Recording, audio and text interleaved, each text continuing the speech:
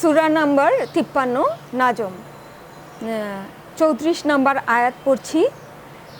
এবং দান করে সামান্যই পরে বন্ধ করিয়া দেয়। এখন এই আয়াতটা থেকে বোঝার জন্য একটু উপরের দিকে যেতে হবে। তুমি কি দেখিয়াছ সেই ব্যক্তিকে যে মুখ ফিরাইয়া লয়, দান করে সামান্যই পরে বন্ধ করিয়া দেয়।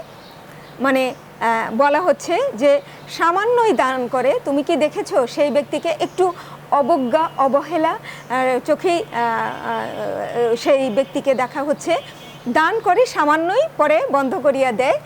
তো আমরা এ ধরনের সমাজে অনেক ঘটনা দেখতে পাই, অনেক ঘটনা আমার সাথেও, অনেক ঘটনা আমিও করেছি, যে দিয়ে তারপরে বন্ধ করে দিয়েছি, না ভালো লাগছে না আর তাকে দিতে।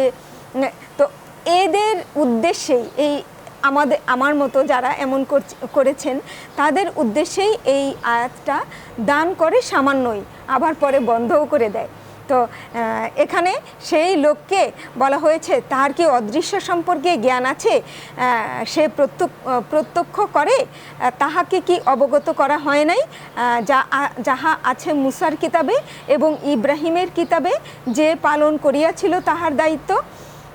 ইহা এই যে কোনো বহনকারী অপরের বোঝা বহন করিবে না। তো আমার দান করলে আমার পুণ্য,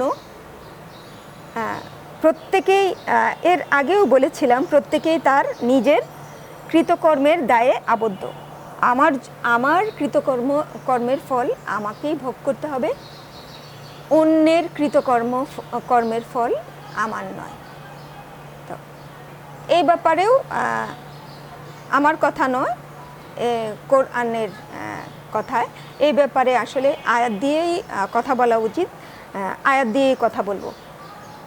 আচ্ছা,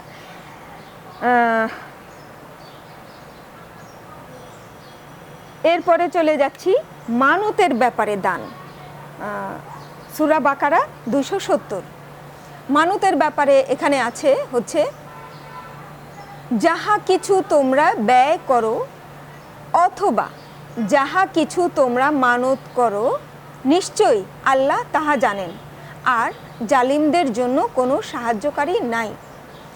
এখানে বলা হচ্ছে যাই কিছু আমরা ব্যয় করি না কেন, কি মন মানসিকতায় ব্যয় করলাম, সব কিছুই জানেন। এবং আমরা যা মানত করি, কোনো কিছু পাওয়ার উদ্দেশ্যে যা মানত করি, তাও কিন্তু জানেন। তো এখানে মানতের ব্যাপারটা কিন্তু আমরা এখানে দেখতে পাচ্ছি। অনেকেই ভাবেন যে মানতটা হচ্ছে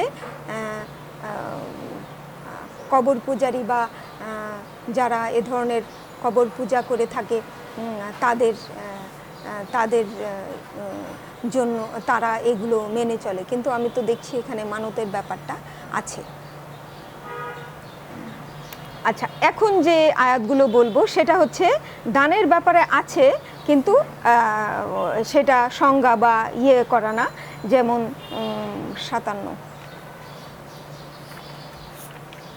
57 নম্বর সূরা হাদীদ 18, যেমন দানশীল পুরুষগণ ও দানশীল নারীগণ এবং আল্লাহকে উত্তম ঋণ দান করে, তাহাদিগকে দেওয়া হইবে বহুগুণ বেশি এবং তাহাদের জন্য রহিয়াছে সম্মানজনক পুরস্কার। এখানে হচ্ছে দানশীল পুরুষ। দেখেন, একটু আগে বলেছিলাম যে আপনার কর্মফল আপনার দান আপনার হয়ে অন্যজন করলেই হচ্ছে না, আর অন্যজনের হয়ে আপনার করলেও হচ্ছে না। প্রত্যেকেই তার কৃতকর্মের দায়ে আবদ্ধ। দানশীল পুরুষগণ এবং দানশীল নারীগণ এবং যাহারা আল্লাহকে উত্তম ঋণ দান করে। কেন সৃষ্টিকর্তা কি ঋণ চায়? উত্তম ঋণ দান করা, এটাকেও বিভিন্নজন বিভিন্নভাবে উত্থাপন করেছে। তো আমি যেভাবে বর্ণনা করব সেটা সম্পূর্ণই আমার মত। সেটা হচ্ছে যা কিছুই আমরা পূর্বে পাঠিয়ে দিব, এটাই হচ্ছে উত্তম ঋণ। আমার যেন সময় শেষে যেন হায় হায় না করতে হয়, হায় আমি এটি করতে পারলাম না, আমাকে আরও কিছু দিনের অবকাশ দিন, তা না। আমি যা কিছুই পূর্বে প্রেরণ করব সেটাই হচ্ছে উত্তম ঋণ। অ্যাকর্ডিং টু কোরআন আমি তাই বুঝে নিয়েছি।